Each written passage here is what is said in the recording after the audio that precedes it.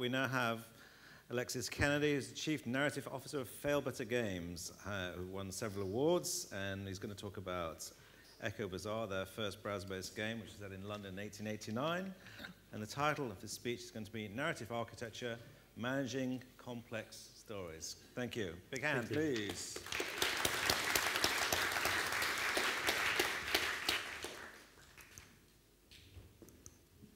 Do I have a slide? Excellent. Oh, no, that's... Okay. Hello, thank you for inviting me, and thank you particularly actually for Tom for doing a talk which was not only brilliant, but presages a lot of the things I'd like to talk about, and possibly to carry for a bit of genius programming in that respect. We are Falibetter Games. I think we are the smallest company here by an order of magnitude, probably 2 orders of magnitude. And I founded us to do interesting things with stories in games, and to find not only better ways or different ways of telling stories in games, but better ways and different ways of building story in games. So a lot of what I want to talk about comes back to what Tom said about finding the fun in the spaces, about finding the joy in the stories which are individual rather than necessarily the stories that are extrinsic. One of the things I've said before is that Space Invaders, to take a primal example, has both an extrinsic and an intrinsic narrative. And the extrinsic one, obviously, is you are saving Earth, but you never do save Earth. And you're the last defender, but you're never the last defender. But it provides a framing device. But the intrinsic narrative is that you killed a bunch of bad dudes, and then you killed a bunch of bad dudes, and then you killed a bunch of bad dudes, and then a bunch of bad dudes kill you, which is a fine story. I mean, it's a story of Beowulf, quite specifically. In Space Invaders, the textual richness is rather less, but it's starring you, so it's interesting. Some of our projects, Echo Bazaar, it's the only thing, I suspect, that a couple of you may have heard of, kind of a cult hit. It's about this little-known period in London's history where London was stolen by bats, taken underground, set down on the shores of an underground sea. We're doing a game with Channel 4. We're doing a transmedia project with Random House, which is very like Echo Bazaar in some respects. We did a crowd storytelling project with O2, and our big upcoming project is Fairy Tale.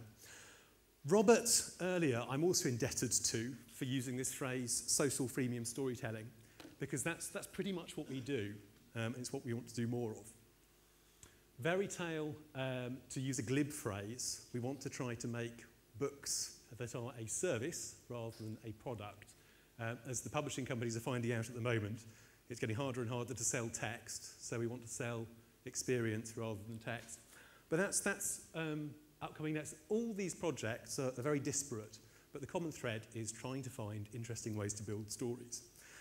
And I'd like to talk about Falibetter and about Echo Bazaar as a research project, which makes it sound much more focused than it is. I think we're very like one of those Victorian expeditions that set off to find the source of the Nile and funded themselves, girded themselves, set up in high hopes, and came back. Oh, I forgot about that. I'll tell that in a moment. Came back with a collection of interesting preserved spiders.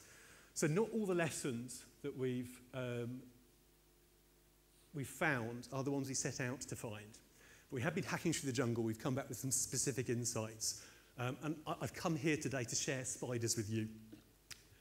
This was just something anybody who's been trapped in a lift with me over the last 2 months, and I do want to apologise to anybody who's been trapped in a lift with me will know, is that BioWare were interested enough in some of the spiders we brought back to fly us out to Edmonton to share spiders with them. And obviously having pretty much the gold standard in story-driven games, inviting a startup out to do consultancy with them on exactly the process of building story was fantastic, quite an experience. So where we come from, Echo Bazaar started out as a very simple, casual, social game. And your basic casual game narrative, something you're all very familiar with, is this kind of linear thing. And there's nothing wrong with linear stories. They can be fantastic. Some of the best games in the world, I mean, Portal 2, which Tom was just picking up for very good reason, is a superb and almost entirely linear story. There's lots of space inside it for intrinsic narrative. There's lots of space to make your own story, but it doesn't branch. You don't have choices. Everything ends where you expect it to. We did want to go another direction with Echo Bazaar. So we thought you start out with a simple task. You fail. You get nightmares because it's something sinister. You develop a laudanum habit to reduce your nightmares. This is Victorian London. That brings its own problems because now you're not only enmeshed in nightmares, you're enmeshed in scandal. All this from an initial sort of simple grind process where you're trying to level up by decoding sinister graffiti. Obviously then you move on from the sinister graffiti. That's not working out. You try to track down the missing heir. You succeed. The process is miserable enough that you suffer more nightmares, so you confide your fears in a friend. It's a social game. You can invite people around to share tales of terror with them, reduce your nightmares, increase theirs. Unfortunately, your friend goes insane, which limits his ability to be a sympathetic ear. So you go back to the main storyline, seduce the missing heir. This is something we really wanted to play with, actually, in casual games, not seduction particularly. But a lot of the verbs in games are about fighting and killing and taking people's stuff, which is great. And I love fighting things, killing things, and taking their stuff. But especially with a game that's story-based, there aren't many games where you write a book or seduce someone or search the mud for hidden treasures or work through the process of inheriting a cursed treasure from a sinister uncle. All this kind of thing is something you've got much more freedom with at a casual level where there's less core gameplay. So more scandal, back to this complex narrative. You ask your friend for help, your friend is still insane, this doesn't work, nightmare-tastic. You end up in exile. There's a whole segment of the game which is you in exile in a far miserable country, writing letters home. It's all told in epistolary format about how dreadful the weather and the food is and nobody understands you, and trying to get the bishop to put in a good word for you. You return home, have a confrontation with the father of the missing heir who you unwisely seduced, and your nightmares by this point have reached such a peak and the experience is so traumatic that you go mad and hallucinate lizards. Now this is emergent. There isn't a linear narrative that tells you this. This is a mix of the standard game loop and actual explicit narrative without any core gameplay to drive it. So trying to do this as a traditional branching narrative hits the combinatorial explosion problem. You end up with thousands upon thousands of endings. You have to find some way to manage and combine state and story. And even once you've done that, it's just bloody hard to manage all that. So a couple of specific discoveries. One particular spider, one side thing, is that people like it when bad things happen to them in stories. Just because the character is having no fun at all doesn't mean that the player will have no fun at all. The nightmares quality, which you saw rise up there, I introduced to the game at an early experimental stage. I didn't put any consequent effects on it at that point. You couldn't suffer anything from your nightmares going up. And I found to my surprise, when I added a warning that said, don't allow your nightmares to rise too high, or bad things will happen, the immediate response from our players is they started grinding their nightmares like crazy, trying to find out what would happen next. What does eventually happen is you go insane, you hallucinate. They're really interesting the 15th time, but it's certainly a refreshing change the first 5 times. Same things with scandal, same things with being sent to prison. The point is, I think, that things that traditionally are seen as fail states can be themselves jumping off points for drama. There have been a lot of games with interesting fail states where if you're dead, you're in some sort of afterlife, or you get caught and sent to a prison and have to escape, that sort of thing. But it's a sin bin that you have to escape from, and I think there's more that can be done with that. But the main thing we found out was this rather self-evident truth, that this kind of storytelling is complicated. There are 600,000 words of story text in Echo Bazaar at the moment. There were about 20,000 when we started. It's grown over the last year and a half, 2 years. And by the time we finished, I think that's probably going to be about 1.5 million by the time we stop adding content to it. For comparison, Mass Effect 2, one of the finest, one of the largest, one of the most ambitious computer role-playing games of the last few years, had about 250,000 words of scripted text. Obviously, all their stuff is voiced and much more expensive to do. But still, finding ways in which to manage all this stuff was one of our challenges and one of the particularly venomous spiders we wanted to bring back with us.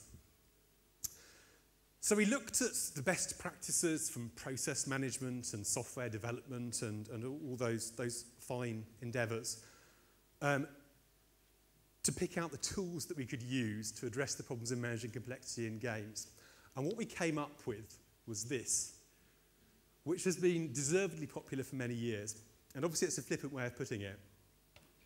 But especially when you're dealing with a creative team, having a set of conceptual tools that feel interesting and feel playful to use them makes sense.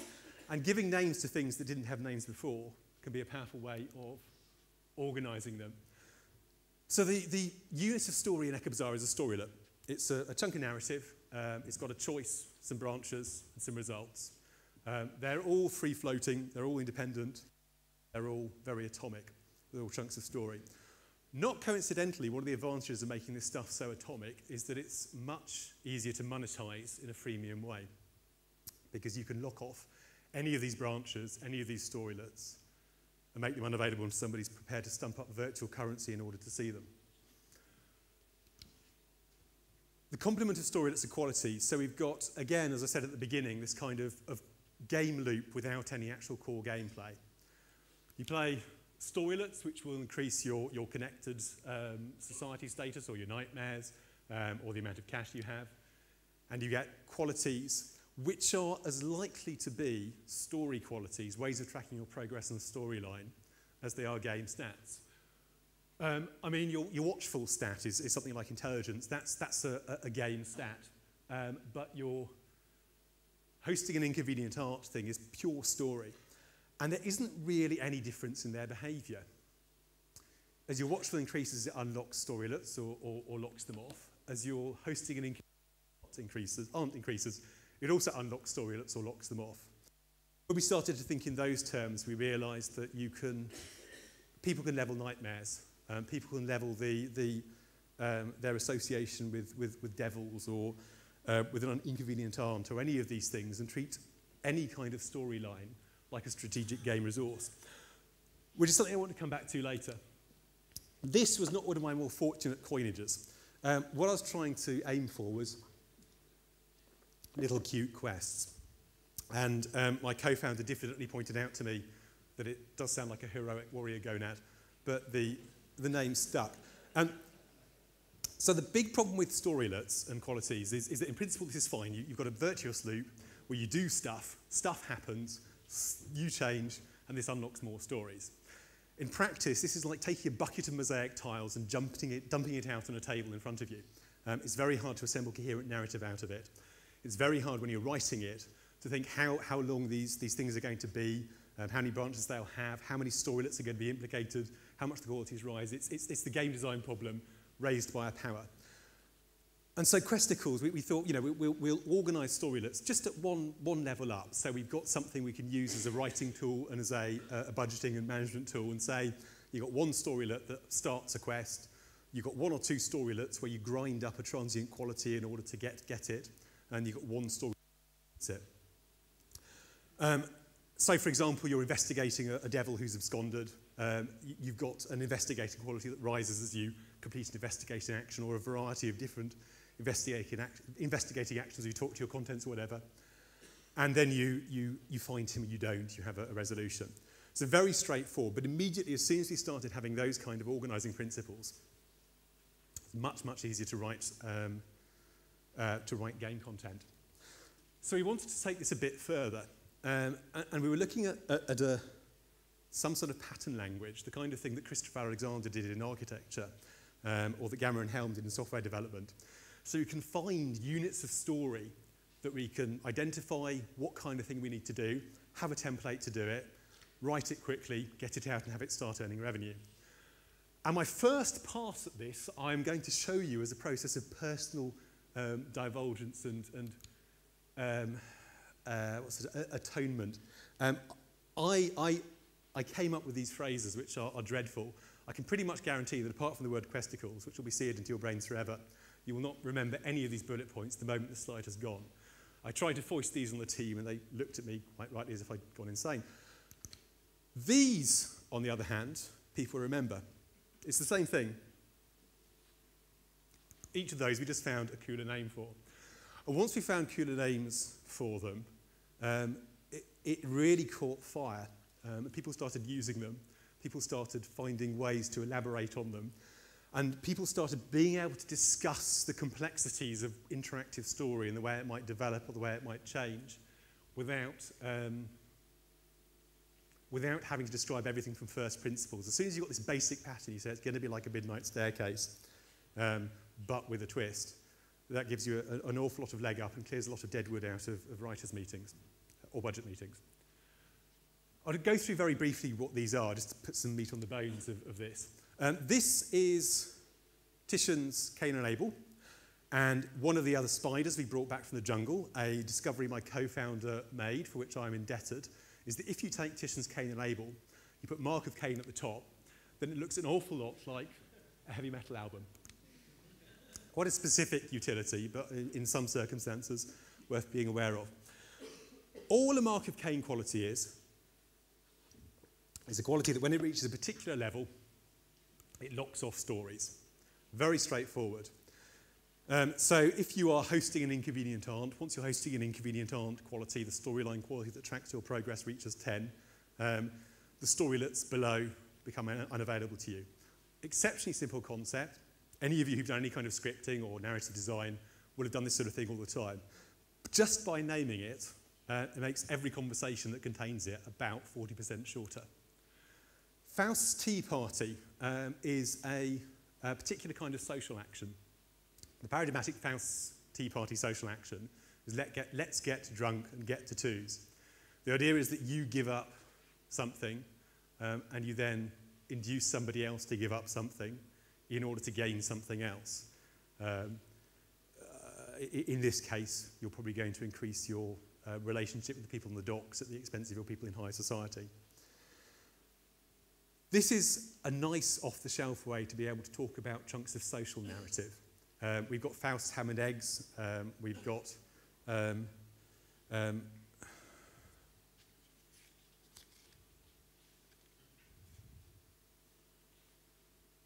Tickets to the Show. We've got Poison Chalice, Winner Takes All. All these patterns, so that again we can just say, rather than let's work out a social narrative where when somebody gets one advantage, this particular thing will happen, this particular thing will happen, we can say Tickets to the Show, everybody involved gets a confident smile. And it's, again, a way of shortening conversations while having something that's flavoursome enough that the writers don't feel like they're grappling with technical issues. The Midnight Staircase. This is where we start to come back with what Tom was talking about earlier and what I mentioned at the beginning.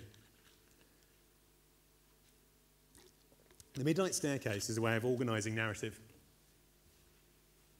up to a point and then leaving the last bits of organisation to the player. It's a way of introducing gameplay into something that's more story than it is game. So we've got a Midnight Staircase pattern in the game that revolves around a series of daring burglaries. And what you spend initially your time doing is selecting targets.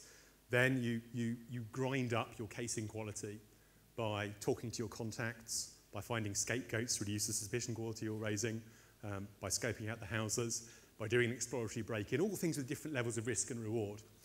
And then as your rises, it'll unlock ever more ambitious missions that you can take, each of which has a substantial narrative payoff. So it's in the classic gameplay sense, it's a series of interesting decisions. When you are trying to put together the narrative strategy, it's very easy to add things onto the staircase in a modular way. And for the player, it means they've got a chance to generate their own narrative. They've made a strategic decision about whether they go for the low scores or whether they go for the big heist early on and take a lot of risks before they're ready for it. They've got a trail of successful and failed burglary, particular narrative results that came out of it. And it's up to them to assemble it and to share it online. This is the most literal slide ever. We like to think about the space in which the story happens the space in which the player causes the story to happen, as something like a desert at night with fires dotted across it. So all the fires are storylets, or in another game, individual bits of narrative. And if you're watching the desert from above, you will see people making their way to the fires, having interactions, hearing or telling stories, having fights or seducing people or whatever. And that's all fine. That's the interaction with the narrative you've explicitly decided you want to happen. Those are the bits that you control. And those are the bits that make this experience that you've provided the player, rather than just something you're giving them a blank sheet of paper and saying, make your own entertainment. But when they're travelling between the fires, you can't see what's happening to them. You can't know what's happening to them. And so not only is that space between the fires beyond your control, it belongs to them. It's entirely in their control. So it's up to them to stitch together the bits of narrative that we've given them into a coherent story that belongs to them alone. This is really, I think, underspecified was a term that Tom used. This is the big advantage of underspecifying a story, of having a structure like a midnight staircase that rather than being a quest chain where you decide what to do, where you decide how quickly you want to do things, but you don't decide what to do or what order you're doing it in. You make decisions about your career, and even though all this stuff is quite explicitly coded, even though nobody's going to invent a new burglary target or decide they're going to become a novelist rather than the burglar, it's still a story that people have an imaginative space to insert themselves into. One of the things that people started saying to us quite early on in Echo Bazaar, and that surprised us pleasantly, was, I had a dream about your game. I think a lot of this is because we tend to use this sort of art. We've got a card metaphor, we've got a lot of symbolic stuff, or stuff we reuse, solely because we've got limited art resources initially, and we wanted to take a more iconic approach rather than illustrating every character. But there's something about this combination of floating, disconnected stories and strong images that seems to desire to dream. And I think the process of assembling the stories is something very like what you actually do in a dream. You take these disconnected events and images and senses and make them your own. This is something one of our players said to me quite recently. You're building games using their dreams, or our dreams in her case. And I said at the beginning that we were interested in finding ways to build stories in games as much as to tell stories within games. And the long loop we went on brought us back here, that the best possible thing to do is to allow players to use the tools you provide them to create their own experience.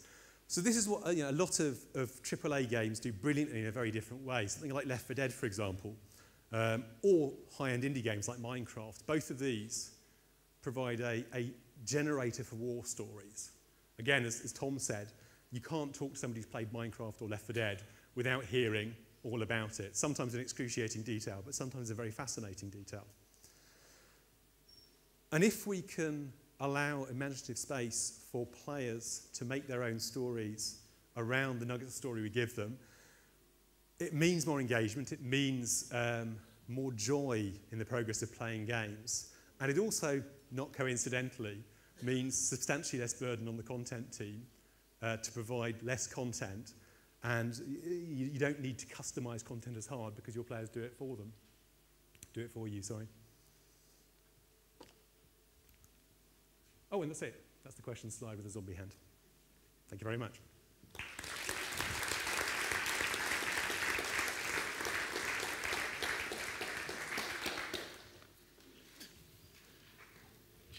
Doing a lot of changing. So I've been told we're running a bit late, so I'm not allowed to ask any questions, so I'm going straight to the floor. Who would like to ask a question?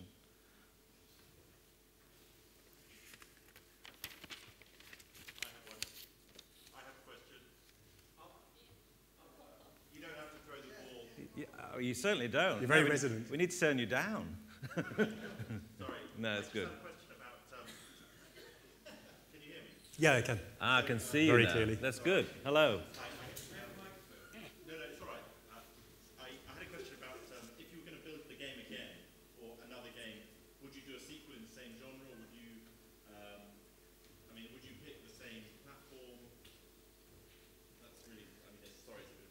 No, no. I wouldn't do the game in the same genre because I am one of the creative people Ian talked about at the beginning who doesn't know how to run a bath. And what I thought was I'll make a game and have fun doing it, and everybody will love it, and they'll tell their friends, and then they will make lots of money. But what I actually found is if you try to explain the concept of a game set in a subterranean London where people don't really die anymore, that's been stolen by giant alien space bats, and that's a spoiler, and you know, it doesn't really trip off the tongue. It's hard to fit into elevator pitch. So next time we got some specific ideas about the next things we want to do after Fairy Tale, and those are a different genre.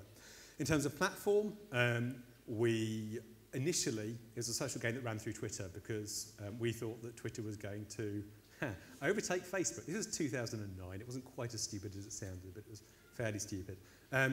We went onto Facebook too late because we were short of limited resources, just in time for the great virality nerf. And we've got joint auth on Twitter and Facebook now.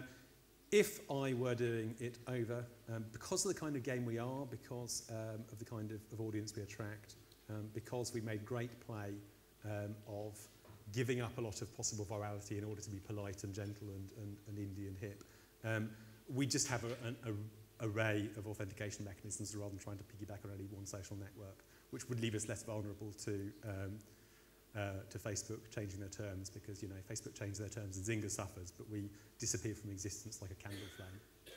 So I think that answers your question. Any more? Okay. Hello. Does it work? The question is, how do you do user testing? Because as much as complex storylines are very enticing, how do you make sure that the user's not, you know, getting too confused and out there? Because, for example, with a lot of Facebook games, the daily grind might be a little bit more boring, but at the same time, it's very easy just to kind of get in there, do your gameplay, and get out again. While I feel with Echo Bazaar, which unfortunately I haven't played, it sounds like I really have to invest a lot of time and follow a very complex storyline. So how do you make sure that you don't lose your audience? So let me address the first point first. You don't. The kind of tagline we had at the beginning was a proper fictional experience in your coffee break. We've had several people say things to us rather abashedly along the lines of, I don't really read all the text in your game, but I like that it's there. It makes me feel I'm having a proper quality experience. And obviously it's disappointing to us that people don't quite get the effect we're after. But if they just know that they're doing something, they're seeing the pretty pictures, the bar's going up, every time they read a sentence it makes them laugh, or it's a bit well written, you know, that's fine. There are people who have, I mean, there are 6 wikis that I know of devoted to Echo Bazaar on the web now. There are fanfic communities, there are photo blogs. Some people take it very seriously indeed. Some people dress up and have theme parties. Other people just do it in between Farmville. So that's fine, and we designed it to cater for different levels of engagement. In terms of user testing, there's a phrase we took from Bill O'Reilly, of all people, which goes, I believe, fuck it, we'll do it live. We push out content about every 2 weeks. Some content we keep back for longer because it needs more testing or more care, but we have now a very efficient, lean process for commissioning, writing, subbing, playtesting, reviewing, and pushing out content. And our audience base is small enough that we do notice the effect of pushing out new content, and it's a tremendously focusing experience to see that we eat more food in the weeks that follow a big content launch. So we get it out there, and the lovely thing about being a web game rather than a box game is that if there is a big problem with it, we can generally fix it. And we listen very hard to feedback and review in real time. How do you find and promote to your audience? How do you discover it in your world? With our lamentably gentle virals. So players share experiences inside the game. They get incentivized to do it. There's an incentive to find other players to do social actions with. And that grows us gently. And we do a bit of Facebook advertising too. And we tend to get good press, is the other thing, because we're an unusual story and because we're indie and hip. I want to tighten up on the virality. We got into this fundamentally to have fun rather than to make money, but do you want my daughter needs a new pair of shoes. So we do want to grow, so I do want to push it. And the big link for us there, I think, our secret weapon is content. You know, we have these 500,000 words of quite premium content. And what we should have been doing from the start is gating more of it on recruitment. So the plan going forward is quite specifically to gate it on recruitment in order to keep telling people the first 3 quarters of the story and then let them have the end. One more point I want to say about that is I mentioned there's 6 wikis out there. Again and again, I think the lesson with content, story content in particular, is it is about the experience rather than the text. No matter how well written or appropriate the demographic the text is, it's still just a way of making the experience happen. And what the publishing companies have found out is that text is the most piratable medium in existence. And the only way to defend against that when, as with us, so much of it is text-based, is to customize the experience, to allow your users to customize the experience and to allow them to make it their own, which fortunately ties into a lot of the virtual goods strategies of giving them opportunities to buy bling, customization, and stamp their names on things. Okay, so can I have a big hand for Alexis Kennedy, please?